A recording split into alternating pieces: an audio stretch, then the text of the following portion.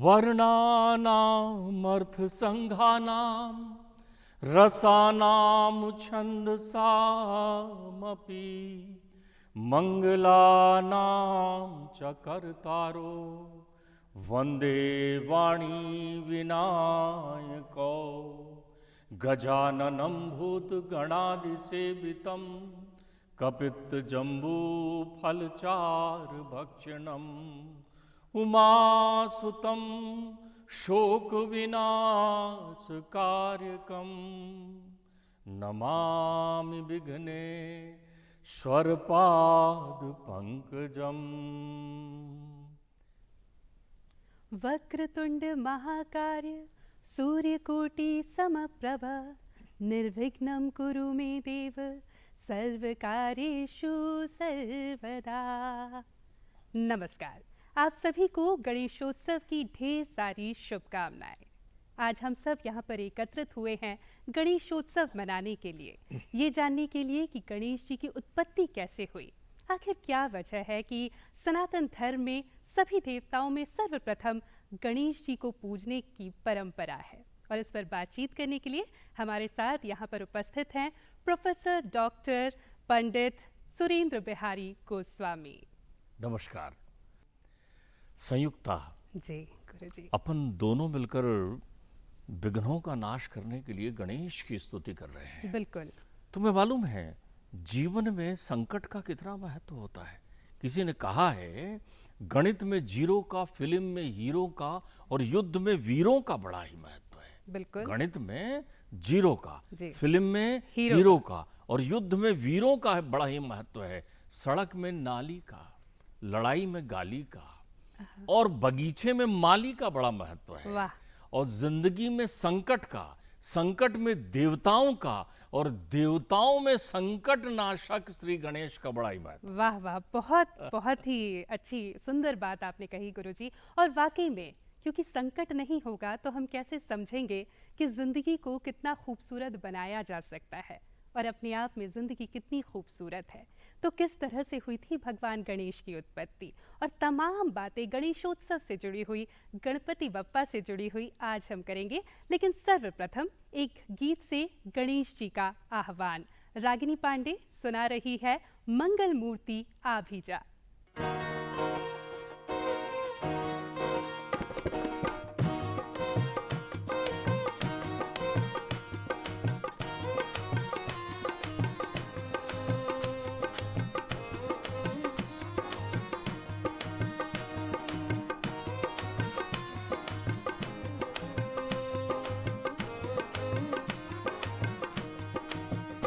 तेरी भक्ति में डूबा गजानन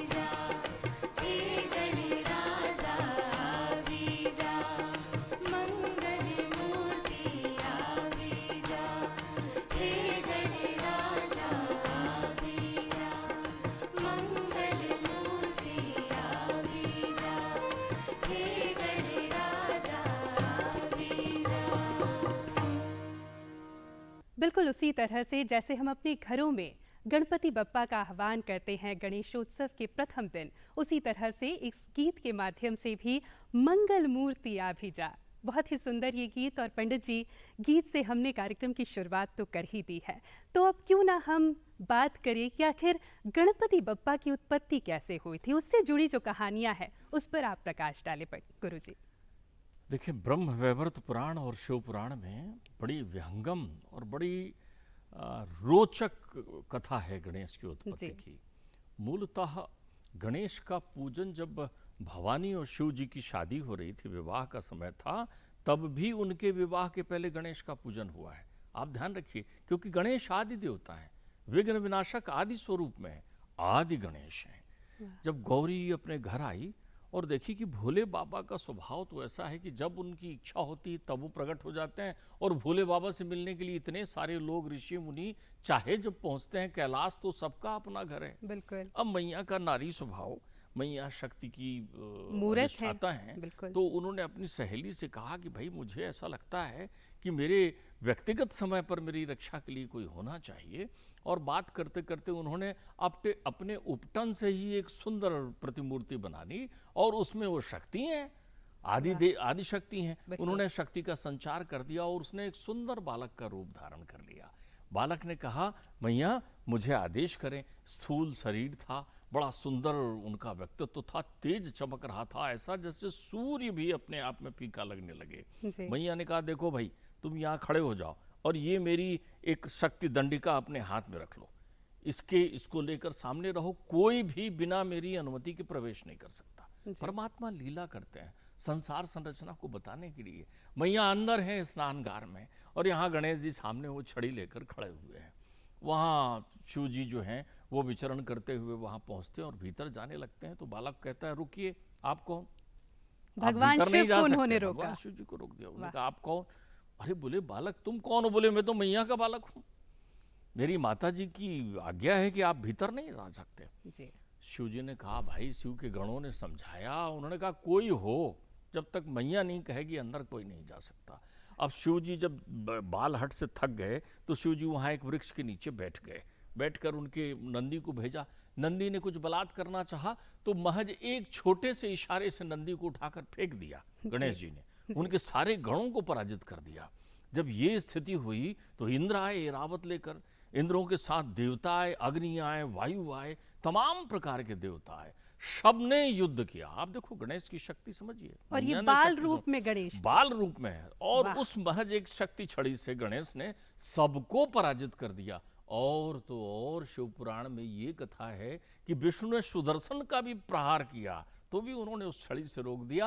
और विष्णु जी को जब पराजित होते देखने लगे, ब्रह्मा को जब पराजित होते हुए देखने लगे, तब उग्र हुए शिव जी, और शिव ने लीला की अपनी उग्रता का, और शिव ने अपने त्रिशूल को निकाल करके उनका शिरच्छेदन किया। या मैया जैसे ही मैया को विदित हुआ, वहां से निकली और दृढ़ समान त्रैलोक ही जानी। वो तो अपनी एक भ्रिकुटी मात्र से त्रिलोक को भस्म कर सकती हैं। हाहाकार हो गया, मैया ने काली का स्वरूप बनाया। तब सारे देवताओं ने स्तुति की, और शिव ने एक गज बालक के मस्तक को ब्रह्मा से बुलाया, इंद्र लेकर आए और गणेश जी के शीश पर उसकी स्थापना की, और सुंदर स्वरूप में गणेश जी स्थापित हुए। वाह, और वही तो गजानन है, गजानन के रूप में भी हम उन्हें पूछते हैं। कितनी सुंदर ये कहानी थी, ये उत्पत्ति की कहानी, कि किस तरह से गणेश भगवान उत्पन्न हुए और किस तरह से उन्होंने अपना पराक्रम दिखाया। बाल गणेश थे वो। तो गुरुजी, यहाँ पर एक और गीत हम सुनाने जा रहे हैं, ये भी बाल गणेश पर ही है। किस तरह से माँ पार्वती उन्हें झूला झुला रही है, अतः बसौरी जी की आवाज में आइए सुनते हैं।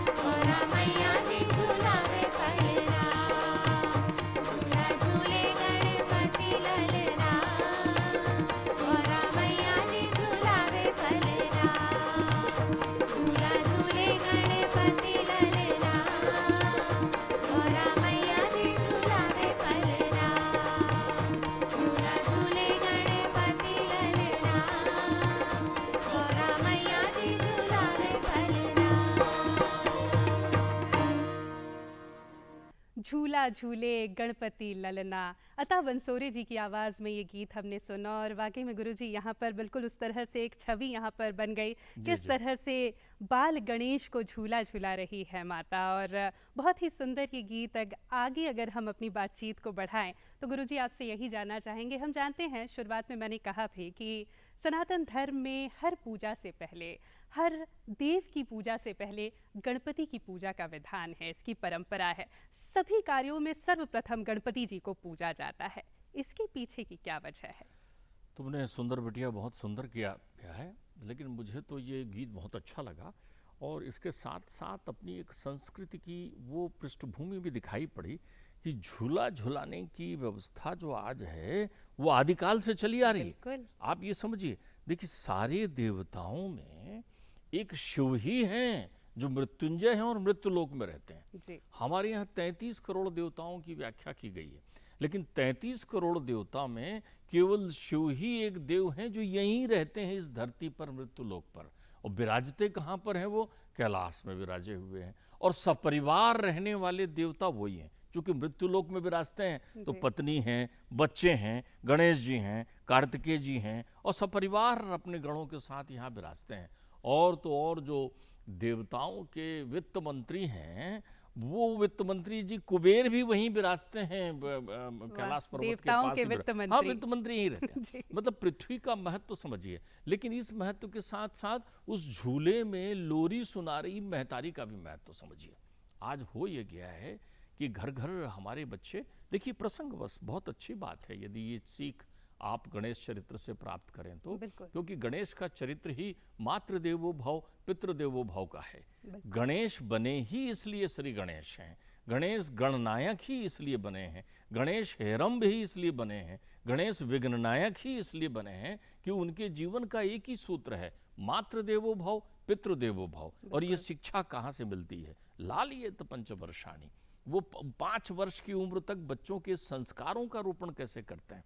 तो वो कथा भी आप हमें सुनाएंगे? हाँ, गणेश को जो है झूला झुला रही है महतारी। अब आप देखिए हमारे यहाँ क्या होता है, आजकल महतारियाँ जो है संतान परमात्मा की कृपा से हमारे जीवन में आती है, तो महतारियाँ संतान को उतना समय देती नहीं। लालन पालन करने में मातृत्व का पान कराइए, उन्हें वैसा विकसित करिए, उनको लोरी भी सुनाइए। लोरी है वो अभिलाषा, वो परिभाषा जो एक महतारी अपने बच्चों के लिए देखती है। अभी देखिए, अभी हमने जन्माष्टमी का पर्व मनाया। जन्माष्टमी के पर्व में एक सीख क्या बात शामिल रहती है, वही जो गणेश पर्व में शामिल है।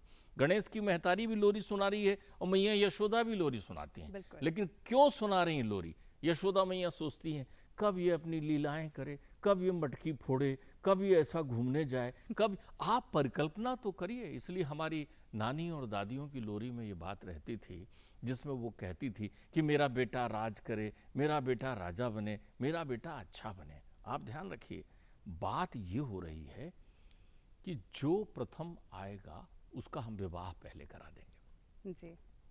कार्तिकेय जी हैं षडानन, बिल्कुल गणेश जी हैं, तो उन्होंने कहा कि जो त्रिलोक की परिक्रमा करके, पृथ्वी की परिक्रमा करके पहले आएगा। आप गणेश और पार्वती बैठे। अब ये तो सेना नायक हैं कार्तिकेय जी। तो कार्तिकेय जी ने, षडानंद ने जो है अपने मयूर पर वो बैठे और विद्युत गति से चले। सारे देवता विद्युत गति से चले, क्योंकि प्रथम पूज्य होना है। इसमें ये बात भी निहित है कि जो प्रथम पूज्य हुआ उसे ही जो है गणनायक बनाया जाएगा। तो सब जा रहे हैं। गणेश जी तो आराम से बैठे हुए मोदक खा रहे हैं। पूछा नारद जी ने, नारायण नारायण ये आप ऐसे क्यों बैठे हुए? गणेश जी ने कहा भाई अब मेरे को तो चूहे पर जाना है। अब मेरा चूहा आराम से खा पी ले, वो जल्दी थोड़ा चंचल है, इधर से उधर फुदकता है। अब जब सब लोग निकल गए तो गणेश जी आराम से अपने चूहे पर बैठे और जहाँ उनके माता पिता ध्यानस्थ थे कैलाश में, वहाँ पहुँचकर उन्होंने अपने माता पिता की 7 परिक्रमा कर ली। 7 परिक्रमा करके खड़े हुए और खड़े होकर कहते हैं, हे माँ, हे पिता, आप ही तो श्रेष्ठ हो ना, मेरी दुनिया तो आपसे है ना, आपने मुझे जन्म दिया, उद्भव स्थित करने वाले आप हो, संसार के पालन करता आप हो, मैंने आपकी परिक्रमा कर ली, अब मुझे पृथ्वी की परिक्रमा से क्या लेना देना है, त्रिलोक की परिक्रमा हो गई। विष्णु प्रकट हुए, ब्रह्मा जी आए, देवताओं ने पुष्प वृष्टि की, उनकी बुद्धिमत्ता पर सारे लोगों ने उनकी जय जयकार की और उनको गणनायक बना दिया। वाह, कितना कुछ सीखने को मिलता है ना। कितना कुछ हम आज भी अपने वास्तविक जीवन में भी प्रेरणा ले सकते हैं, तभी तो ये उत्सव मनाए जाते हैं। अच्छा गुरुजी, गणेशोत्सव जब हम मनाते हैं, गणेश जी की पूजा तो करते हैं, पूरी विधि विधान से करते हैं, उस पर भी हम बात करेंगे, लेकिन इस उत्सव को मनाने के पीछे का एक कारण ये भी है कि हम सब एकत्रित हो सके। आज जो हम भले ही संपन्न हैं, पूरे हमारे पास सुख संपत्ति है, लेकिन हम एक दूसरे से वो जुड़ाव नहीं महसूस कर पाते। कई बार तो हम मिल भी नहीं पाते हैं, सालों सालों गुजर जाते हैं। संयुक्ता एक बड़ी सुंदर पृष्ठभूमि भी है जी। गणेश पूजन का अर्थ राष्ट्रभक्ति भी है। बिल्कुल, उसी पर मैं आना चाह रही हूँ। ध्यान रखिए कि हमारे यहाँ पंडित बाल गंगाधर लोकमान्य तिलक हुए हैं, जिन्होंने उनसे कहा था कि स्वतंत्रता हमारा जन्म सिद्ध अधिकार है। अंग्रेजों के जुल्म सितम ऐसे बढ़ चुके थे कि 4 व्यक्ति एकत्रित नहीं होते थे, वो हमारी संस्कृतियों को तोड़ मरोड़ रहे थे। ऐसे समय में महाराष्ट्र में शंखनाद किया लोकमान्य तिलक ने, और वो जगह जगह पंडालों में गणेश की स्थापना करके मंगल मूर्ति की चतुर्थी से लेकर और अनंत चतुर्दशी तक के जो है व्रत का आयोजन किया। लोग एकत्रित होते थे, अपनी बातें चलती थी, अपने संस्कार और राष्ट्र प्रेम के लिए एक संयुक्तता होती थी। आज आवश्यकता है हम रंग भेद बुलाकर, हम धर्म भेद बुलाकर, हम स्वरूप भेद बुलाकर, हम जात पात सारी चीज तथ्यों से बाहर निकलकर, क्योंकि ध्यान रखिए ये गणेश हैं और हमारा देश गणतंत्र है, गण है, तो गणपति की पूजा के बिना गण का अर्थ क्या होगा।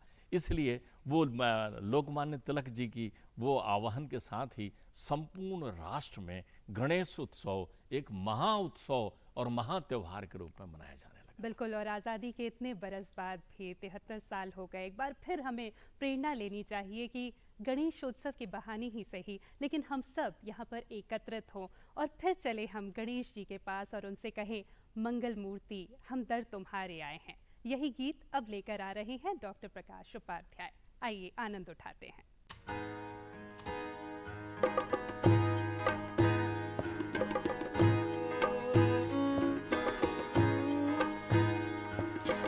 वक्रतुंड महाकाय, सूर्यकोटि समप्रभा, निर्विघ्नं कुरु मे देवा,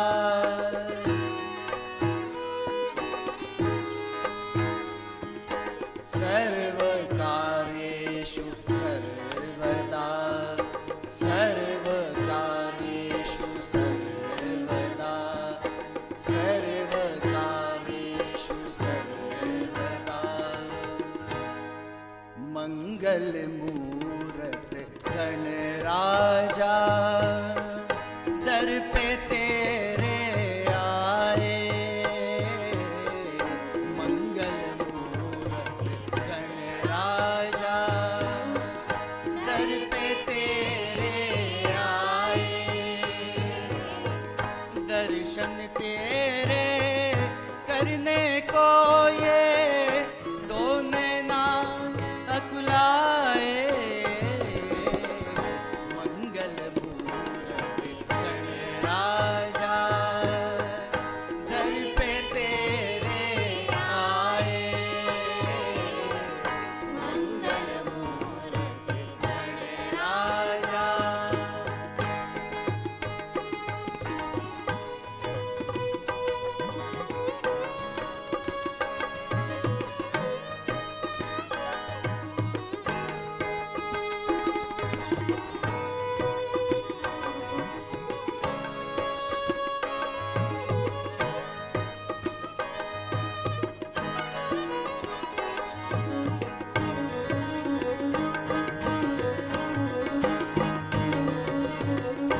सिंदूरी सूरत तेरी, महिमा न जाए गाई। जाऊं किस दर बाबा, हमको है तेरे शरणाई। सिंदूरी सूरत तेरी, महिमा न जाए गाई। जाऊं किस दर बाबा, हमको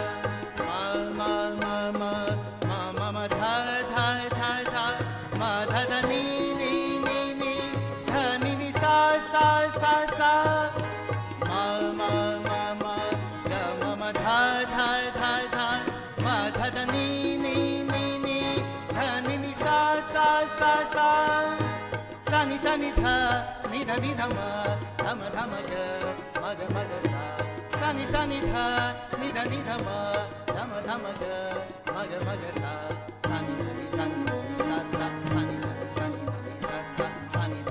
ध नि सा अष्टविनायक कोई जपे सिद्ध विनायक कोई रटे अष्टविनायक कोई जपे सिद्ध विनायक कोई रटे चिंता हरण कहे कोई खजराना का कोई कहे मन में प्रेम की ज्योति जगा कर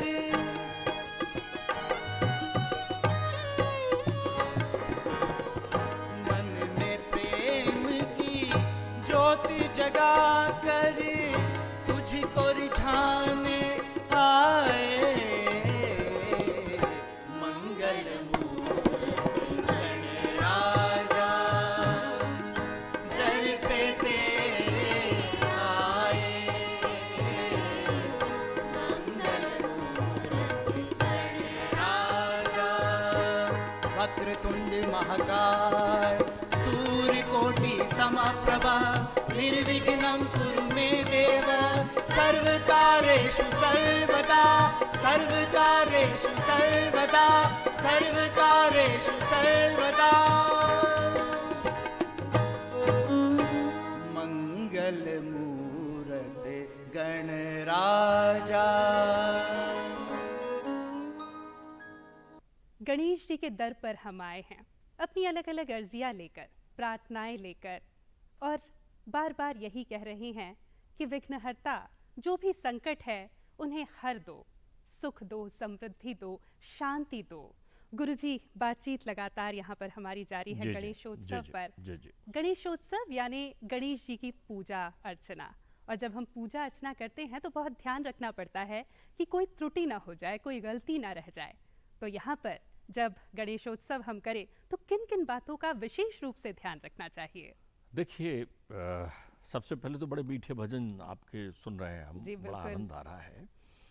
मैं मूल बात आपसे जो कहना चाह रहा हूँ, उत्सव अनुशासन की परिधि में होता है जी। उत्सव और हुड़दंग में बहुत अंतर होता है, ध्यान रखिए। जब कभी आप किसी उत्सव से जुड़ रहे हैं और वो उत्सव यदि आराधना का है तो आपके पास अनुशासन बहुत तेजी के साथ आ गया। हमारे नए बच्चे, हमारे युवा बच्चे, हमारे किशोर बच्चे बड़े उत्साह से जुड़ते हैं एक दूसरे के साथ, लेकिन आप ध्यान रखिए उस समय आप चूंकि उत्सव के लिए आपके अंतर्चित्त में भक्ति का प्रादुर्भाव होना आवश्यक है, और भक्ति के लिए श्रद्धा का, और श्रद्धा के लिए मन के निर्मल होने की आवश्यकता है। श्रद्धा ऋतु बसंत समगाई, और जो हरि कृपा हृदय बस जाई। तो जहाँ पर जो है वो बाबा तुलसी कहते हैं, प्रसंग होता है कि राम जो है विभीषण को समझा रहे होते हैं कि उनको कौन से भक्त पसंद हैं, तब वो कहते हैं निर्मल मन मोहि अति मन भावा, मोह कपट छल छिद्र न भावा। आप इसके माध्यम से आपको अवसर मिल रहा है। जो हमारे विद्यार्थी बच्चे हैं, ध्यान रखिए, ये वर्ण जहाँ से प्रारंभ होता है, छंद जहाँ से प्रारंभ होता है, शब्द ब्रह्म जहाँ से प्रारंभ होता है, वहीं गणेश बैठे हुए हैं। आप अंतर्चित्त में श्रद्धा लीजिए, आप भक्ति भाव से उनकी पूजन का उद्देश्य अपने पास लीजिए। तो ऐसी स्थिति में आप श्रद्धावनत रहिए, आप वहाँ पर अनुशासन की परिधि में रहिए, वहाँ आपको मर्यादाओं का आचरण करना है। वहाँ ध्यान रखिएगा, बहुत सारे लोग ऐसे भी देखे गए हैं कि जो मद्यपान इत्यादि करके पंडाल के आसपास पहुँचते हैं। ध्यान रखिए, अगर आप गणेश प्रारंभ से गणेश विसर्जन तक शुद्ध सतोगुणी भाव में रहते हैं, अरे जीवन में आनंद और बढ़ जाता है जब आप उसमें तप यश प्राप्त कर लेते हैं, आपके जीवन में उपलब्धियां भी आए, आपका मन शुद्ध हो। मुझे गीता में अर्जुन पूछते हैं भगवान जी से कि ये सारी चीज़ें जो है आप जो मुझे बता रहे हो, ज्ञान, भक्ति, योग, तमाम प्रकार की प्रक्रियाएं, इसमें आप कह रहे हो कि ये सब मुझे इस शरीर को छोड़ने के बाद प्राप्त होगा, तो पता नहीं को जाने को जई है जमपुर को सुरपुर पर धाम को, और तुलसी बहुत भलो लागे जगजीवन राम गुलाम को। मरने के बाद क्या होगा ये मुझे क्या मालूम, लेकिन जीते जी मुझे क्या फायदा होगा। तो आप यदि इस प्रकार की भक्ति में लगते हैं तो जीते जी आपकी बुद्धि, आपकी मति, आपका मन, आपका आचरण, आपका व्यवहार शुद्ध, पवित्र और आनंदमय हो जाएगा। वाह, कितनी अच्छी और कितनी ज़रूरी बात आपने गुरुजी कही। अच्छा, मैं गौर कर रही हूँ कि जो भी आप यहाँ पर बता रहे हैं उसमें आनंद शब्द है, खुशी नहीं है। खुशी हम कह सकते हैं कि हो सकता है हमें हुड़दंग करने में खुशी मिलती हो तो हम तो हुड़दंग करेंगे। तो खुशी और आनंद में कोई अंतर है गुरुजी? बहुत सुंदर, बहुत सुंदर। तुमने संयुक्ता बड़ी सुंदर बात यहाँ अपने दिमाग में रखी है कि खुशी और आनंद में क्या अंतर है। जी। ध्यान रखिए, अगर आपके जीवन में खुशी है तो फिर कभी न कभी दुखी भी आप हो सकते हो। जी, बिल्कुल। ऐसे शब्द जिसके उल्टे हो सकते हैं। जी। अगर दुख है तो सुख आएगा, दिन है तो रात आएगा, लेकिन आनंद का कोई प्रतिलोम शब्द नहीं है। अगर आनंद है तो फिर वो बढ़ेगा, परमानंद ही आएगा, सच्चिदानंद ही आपके जीवन में आएगा। जब आप किसी के दुख बांटते हैं, किसी का दुख बांटिए, वो आनंद बन जाता है। अपनी खुशियां किसी को बांटिए तो वो आनंद बन जाता है। और ध्यान रखिए, परमात्मा आपके जीवन में आनंद लाता है। आनंद लाने के लिए आपके पास धन हो, इसकी आवश्यकता नहीं। आपके पास बहुत बड़ी यश कीर्ति हो, इसकी आवश्यकता नहीं है। आनंद अंतर मन में आत्मा की वो हिलोरे हैं जो आपको केवल और केवल उस सत्ता से जोड़ देता है जिस सत्ता के कारण आप दुनिया में हैं और जिस सत्ता में आप समाहित हो जाने वाले हैं। आनंद जैसे एक बूंद ऊपर से गिरती है, सागर में मिल जाती है तो सागर बन जाती है। वैसी आनंद श्रद्धा की वो बूंद है जो आनंद सागर में गिरकर समाहित होकर आनंद का स्वरूप। वाह, कितनी सुंदर व्याख्या यहाँ पर गुरुजी आपने की। और मुझे भी कुछ ऐसा ही प्रतीत हुआ, जितना मैं समझ पाई, कि खुशी तो शायद मैं किसी दूसरे का गम देखकर भी हो जाऊं, किसी दूसरे को पीछे खींचकर भी मुझे खुशी हो जाए, लेकिन आनंद की प्राप्ति मुझे तभी होगी जब सबको सुख मिलेगा, जब सब प्रसन्न होंगे। तो आनंद ज्यादा जरूरी है। इसलिए हमारे यहाँ सर्वो भवन्तु सुखिनः कहा बिल्कुल जाता है। बिल्कुल। और इनको भद्र ही कहा जाता है, ये भद्राणी है। वाह, अर्थात कल्याण और आनंद के दातार हैं गणेश। बहुत सुंदर, बहुत सुंदर यहाँ पर विश्लेषण आपने किया। और वाकई में यही सीख तो हमें गणेशोत्सव और इस तरह के जो दूसरे त्योहार होते हैं, पर्व होते हैं, उनसे मिलता है। तो सीखना बहुत ज़रूरी है। हाँ, लेकिन गणेशोत्सव है तो 10 दिन धूम भी होगी और हम रोज़ जाएंगे बाबा के दरबार में, प्रार्थना करेंगे, पूजा अर्चना करेंगे, लेकिन सब कुछ करना चाहिए अनुशासन में रहते हुए। अगली प्रस्तुति एक गीत इसी धूमधाम पर, इसी उत्सव पर जो गणेशोत्सव के दौरान हम मनाते हैं, जो प्रस्तुत कर रहे हैं उमेश अरोड़ा जी। आइए आनंद उठाते हैं।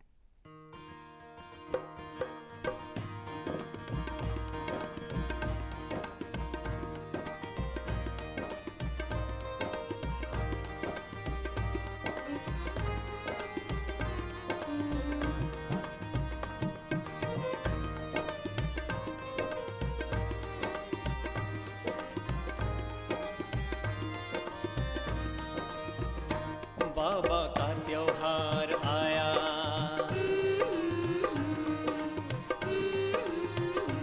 कैसी मंगल घड़ियां लाया।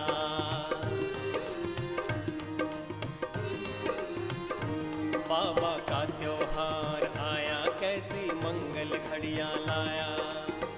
मोदक लड्डू घर घर बने हैं, मोदक लड्डू घर घर बने हैं, घर आंगन मुस्काया।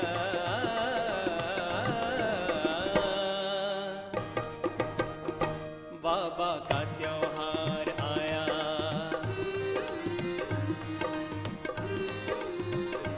कैसी मंगल घड़ियां लाया।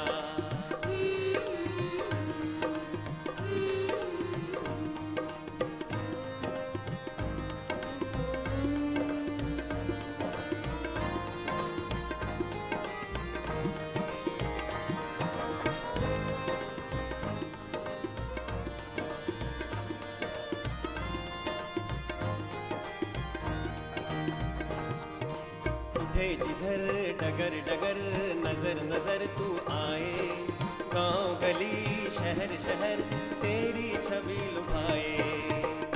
जिधर डगर डगर नजर नजर तू आए, गांव गली शहर शहर तेरी छवि लुभाए।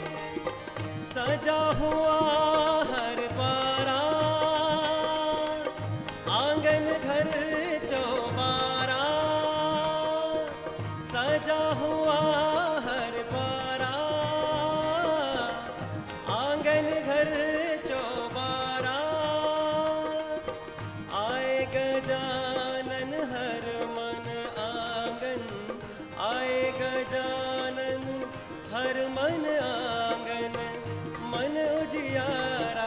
छाया।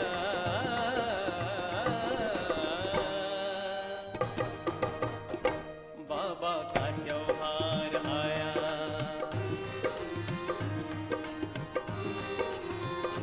कैसी मंगल घड़ियां लाया।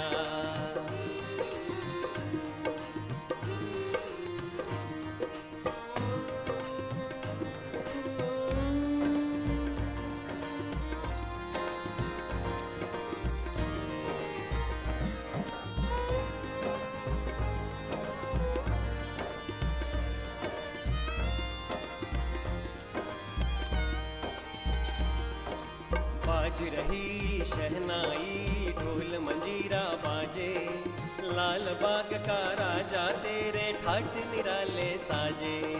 बाज रही शहनाई, ढोल मजीरा बाजे, लाल बाग का राजा तेरे हाथ निराले साजे। सजा हुआ हर द्वारा, आंगन घर चौबारा, सजा हुआ हर द्वारा, आंगन घर चौबारा। आए गजानन हर मन आंगन, आए गजानन हर मन आंगन, मन उजियारा छाया।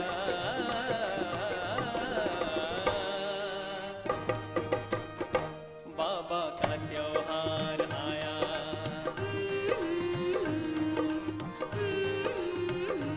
कैसी मंगल घड़ियां लाया।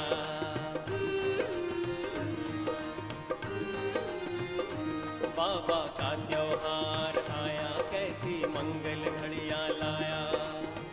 मोदक लड्डू घर घर बने हैं, मोदक लड्डू घर घर बने हैं, घर आंगन मुस्काया।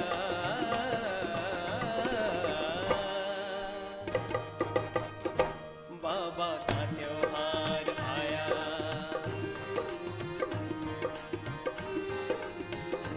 कैसी मंगल घड़ियां लाया।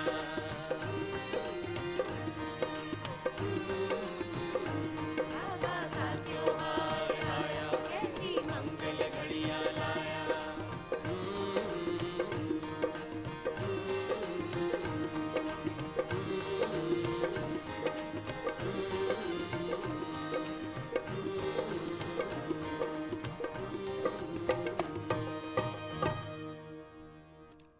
तो बहुत मधुर ये गीत, और वाकई में गणेशोत्सव हम सब का त्यौहार है, एकत्रित होने का त्यौहार है, एक दूसरे से मिलने जुलने का त्यौहार है, उत्सव मनाने का त्यौहार है, पूजा अर्चना करने का त्यौहार है।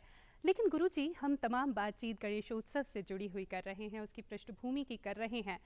गणेशोत्सव आने के कुछ महीने पहले से गणेशोत्सव जब संपन्न हो जाता है, उसके कुछ दिनों बाद तक पर्यावरण को लेकर विशेष संदेश भी दिए जाते हैं। लोगों को ये भी ध्यान रखने की बहुत ज़रूरत है कि हम जल के स्रोत खराब ना करें, हमारे इस पर्यावरण को दूषित ना करें। इस पर भी आप प्रकाश डालेंगे? बड़ा सुंदर प्रश्न किया है संयुक्ता तुमने। देखो, मूलतः एक बात समझो, मैया ने अपने उपटन से गणेश की मूर्ति बनाई थी। जी। जब गणेश जो हैं वो गजानन स्वरूप में आ गए थे, तब उनकी आराधना करते हुए श्री राधे ने एक मंत्र दिया था, गणेशम एकदंतम च हेरम विघ्नायकम लंबोदरम शूर्पकर्णम गजभक्तम गुहागजम नाम अष्टत सा पुत्र शृणुमाता हर प्रिया स्तोताणाम सारभूतम च सर्वज्ञनम हरम कुरु। फिर गणेश की आराधना अलग अलग भक्तों ने की है। गणेश की मूर्ति केवल मृतकायाम तस्य मूर्तस्या शुभम भवेत्। जो उनकी मूर्ति है वो मिट्टी से बननी चाहिए। अगर मिट्टी की मूर्ति का पूजन योग्य मूर्ति देखें, स्थायी मूर्ति किसी पाषाण की, किसी धातु की हो, वो स्थायी मूर्ति हो सकती है जो मंदिर में प्रतिष्ठित होती है। ये मूर्ति मृतिका की बनी होती है। और ध्यान रखिए, मिट्टी की मूर्ति जो होती है, मिट्टी की मूर्ति की एक विशेषता है, मिट्टी यदि जल में डालो तो जल के शोधन का काम भी वो कर लेती है। लेकिन हम उसमें विभिन्न प्रकार के रंग या वो पता नहीं प्लास्टर ऑफ पेरिस और तमाम प्रकार की चीज़ों को करते हैं, वो हमारे जल को और वातावरण को प्रदूषित करता है। हमारे यहाँ जो मूर्ति, चाहे मैया की मूर्ति हो चाहे गणेश की मूर्ति हो, ये मृतिका की मूर्ति सर्वश्रेष्ठ है अस्थायी पूजन के लिए। व्रत व्यवस्था करिए। आपको याद होगा शिव जी का पूजन भी जब करते हैं तो वो मिट्टी के शिवलिंग बनाए जाते हैं जी। और शिवलिंग बनाकर वो पूजन करके जल विसर्जन कर देते हैं। बिल्कुल। तो इसका ध्यान यदि हम रखें तो हमारा परिवेश विशेष शुद्ध होगा और हमको इस व्यवस्था का ध्यान विशेष तौर पर रखना चाहिए। क्योंकि अगर हम ऐसा नहीं करेंगे तो हमारी जो पूजा है वो तो सफल ही नहीं होगी, सार्थक ही नहीं होगी। मृतिका का पूजन, मिट्टी के गणेश जी ही पूजन में श्रेष्ठ हैं, जी। वरदाई हैं वो, जी। वही विनायक हैं। यदि चतुर्भुज स्वरूप में गणेश की पूजन करते हैं, चाहे अलग अलग स्वरूप में जैसा करें, उसमें हमारा प्रयास ये हो कि वो शुद्ध मिट्टी से बना हो, कच्ची मिट्टी से बना हो। बिल्कुल। उसमें जो रंग रोगन भी किया जाए, उसमें वो केमिकल और तमाम प्रकार की बिल्कुल, चीजों से बिल्कुल। मुक्त घर पे किया ही जाए। बहुत सारे हमारे रंग पुराने मौजूद जमाने में हैं, जो कलाकार बिल्कुल। होते थे, जो बनाते थे, कितनी सुंदर फूलों से, मूर्ति। पत्तियों से, हल्दी है हम सबके घर में, कितनी मनमोहक मूर्तियां यहाँ पर गणेश जी की बनाई जा सकती है। एक और बात पर्यावरण से ही जुड़ी हुई गुरुजी, हम जब पूजा करते हैं 10 दिन के लिए हमने गजानन महाराज को अपने घर विराजमान किया है, उसके बाद जो भी फल फूल प्रसाद कपड़े सब कुछ हम विसर्जित कर देते हैं, तो क्या ये नहीं, जरूरी है? इसमें विसर्जन की प्रक्रिया में केवल मूर्ति का विसर्जन आपको करना है। जी। जो मूर्ति आप ले जा रहे हैं, केवल वो मृतिका की मूर्ति, मिट्टी की मूर्ति आपको विसर्जित करना है।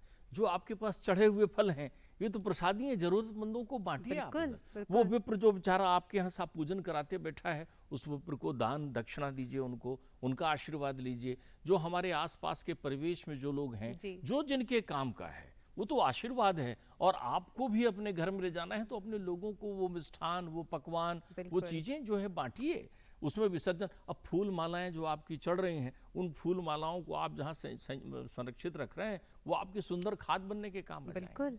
तो इस इसमें तरह से ये भी तो एक पंथ, चलो सखी ब्रज और चले, जहाँ मिले ब्रजराज, और माखन बेचत हरि मिले, एक पंथ दो काज। वाह, तो वाह, उपयोगिता तो बहुत अपने को सुंदर। सब प्राप्त करना है। और दान भी तो एक बहुत जरूरी अंग है दान ही से पूजा बड़ा का। जो है, आप अगर दान करते हैं तो सहस्त्रम दानम आचरेत। आप समझ लीजिए कि हजारों काम से बड़ा आप लाभ लेते हैं, लेकिन दान पात्र को करिए। पात्र वो है जिसको उसकी आवश्यकता है। ये भी एक बहुत महत्वपूर्ण बात है। तमाम बातें हो गई गुरुजी, लेकिन ये भी तो जानना ज़रूरी है कि जब हम पूजा पाठ करें तो मूर्ति जब हम या तो स्वयं बनाएं या लेकर आएं, तो किन चीज़ों का ध्यान रखें? मिट्टी तो एक ज़रूरी बात है भी, कई लोग कहते हैं कि सूंड किस तरफ हो वो ज़रूरी है, या देखिए, तमाम दूसरी बातें हैं। तो देखिए, विधि विधान क्या है? आपने सुंदर बात कही है, लेकिन हमारे जो, जैसे आप लोग अंग्रेजी में हिस्ट्री कहते हैं, हिंदी में इतिहास कहते हैं, उसे संस्कृत में पुराण कहते हैं। बहुत सारे लोग पुराणों को धर्म ग्रंथ के रूप में देखते हैं। पुराण धर्म ग्रंथ नहीं, जीवंत इतिहास है। पुराण से ही मनीषियों ने अलग अलग प्रकार की सुझाव, सलाह, मार्गदर्शन आपको प्रदान किए हैं। ईशावास्यम इदम सर्वम यत्किंचित जगताम जगत। गणेश जी की सूंड आप बायां रखें, गणेश जी की सूंड आप दायां रखें, इससे अंतर नहीं है। अपने मन को बायां दायां ना होने वाह, दें, वाह। इससे अंतर पड़ता है। बहुत दूसरा सुंदर। ये है, चूंकि आप गणेश की विधिवत प्राण प्रतिष्ठा करना चाह रहे हैं, तो कर्मकांड का विशेष महत्व होता है। उससे आपके अंतर्चित्त में भाव उत्पन्न होते हैं। वो मूर्ति तो कलाकार भी बना रहा है, लेकिन उसके लिए वहां पर वो भाव नहीं है। वो देख रहा है कि सुंदर नक्काशी के साथ कुछ बने और आपसे धन प्राप्त हो, आपको विक्रय करे। आप लेकर आ रहे हैं तो उनकी प्राण प्रतिष्ठा होती है। प्राण प्रतिष्ठा का अर्थ होता है, हम ये आवाहन करते हैं कि हे ईश्वर तत्व, इस मूर्ति में आकर विराजमान हो। इसके लिए जो भी पूजन पाठ पंडित जी कराते हैं, शास्त्री कराते हैं, विशेषज्ञ विद्वान संत गुरु जी कराते हैं, उनका अनुपालन करना चाहिए। प्रातः काल उठना चाहिए। जितने लोग गणेश से जुड़े हुए हैं, गणेश की वंदना करना चाहते हैं, ठीक है, बहुत आराम कर लिया आपने। जब तक गणेश पूजन है, अगर सूर्योदय से पूर्व उठकर स्नान करके आप गणेश दर्शन करते हैं तो इससे अच्छा तो कुछ नहीं हो सकता। लेकिन नए बच्चे हैं, उनको लगेगा महाराज जी, ये गुरु जी हमको कौन सी सूत्र आप बता रहे हो। सवेरे नित्य प्रति नहाकर गणेश जी के दर्शन करिए, आरती में शामिल होइए, शंख बजाइए, घंटा नाद करिए, उत्सव करिए, जितना भी आनंद आप ले सकते हैं वो करिए। यथा माशम यथा सुरा यथा क्षादिदेव ने यथा पुंसो वृष्णवत स्त्रियाम निहन्नते मना।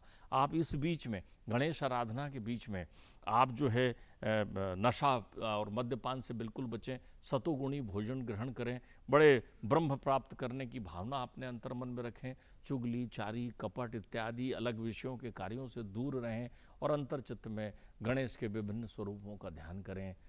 मन शुद्ध हो जाएगा, मन चंगा तो कटौती में गंगा। बिल्कुल बिल्कुल, बहुत सुंदर बात यहाँ पर गुरुजी ने कही और हम भी यही यहाँ पर उम्मीद करते हैं, आशा करते हैं कि आप भी इसी तरह से गणेशोत्सव मनाएंगे और सुख समृद्धि आपके घर आएगी और सबसे ज़रूरी शांति आपको मिलेगी, हम सबको मिलेगी, देश दुनिया सबका मंगल होगा। चलते चलते दीन दयाल शुभ मंगल हो तुम, राजीव शर्मा जी की आवाज़ में गणेश जी का गुणगान कुछ इस तरह से, और हमें इजाज़त दीजिए। नमस्कार। नमस्कार।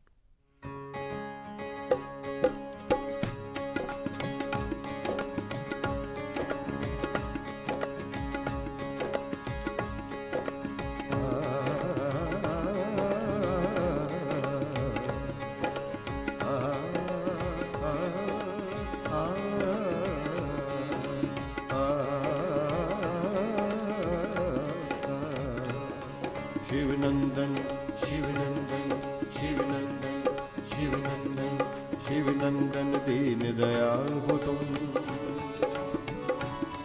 दो नैना कर्ण विशाली हो तुम। शिवनंदन दीन दयाल हो तुम, दो नैना कर्ण विशाल हो तुम। गणराज तुम्हारी जय होवे, माँ गौरा के प्रिय लाल हो तुम, माँ गौरा के प्रिय लाल हो तुम।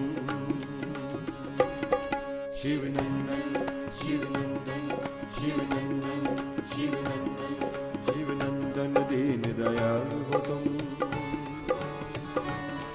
दो नैना कर्ण विशाल हो तुम।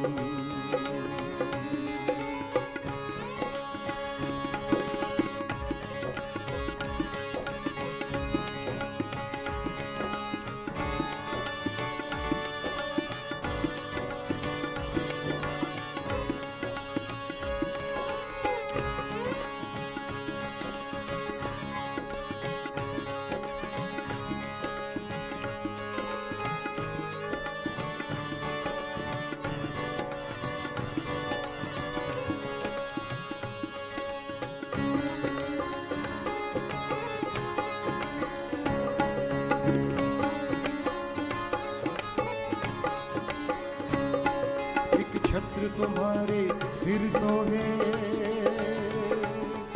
एक दंत तुम्हारा मन मोहे। एक छत्र तुम्हारे सिर सोहे, एक दंत तुम्हारा मन मोहे। लाभ और शुभ के तुम दाता, बुद्धि रूप जय मान हो तुम। लाभ और शुभ के तुम दाता, बुद्धि रूप जय मान हो तुम। लाभ और शुभ के तुम दाता, बुद्धि रूप जय मान हो तुम।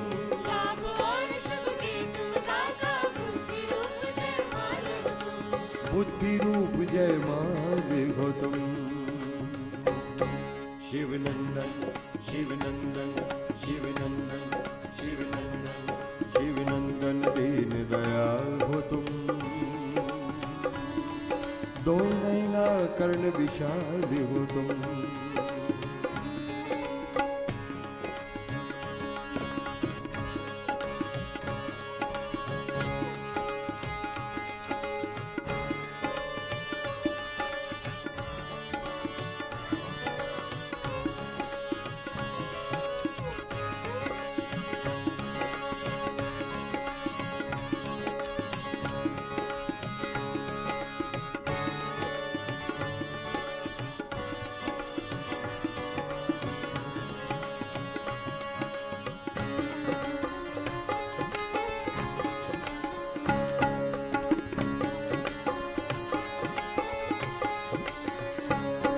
हर डाल में तुम, हर पात में तुम,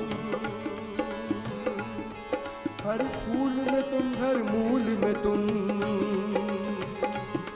हर डाल में तुम, हर पात में तुम, हर फूल में तुम, हर मूल में तुम।